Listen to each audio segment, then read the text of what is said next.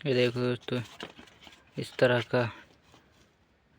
तरह का डिजाइन काटने के लिए गोल कटिंग, वो कटा हुआ है, ये कटा हुआ है। ऐसे गोल कटिंग करने के लिए एक पेपर को लो और चारों तरफ फोल्ड करें और ऐसे गोलाई मार दें और फिर मोड़ के काट दें इसको, तो ये दोनों तरफ का गोला हो जाता है, एकदम गोल। इस तरह देखो, वो कटा हुआ है और ये है।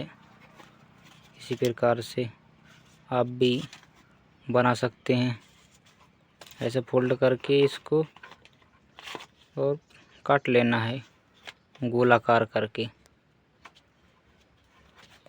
और इस तरफ का डिजाइन आपका भी बन जाएगा गोल।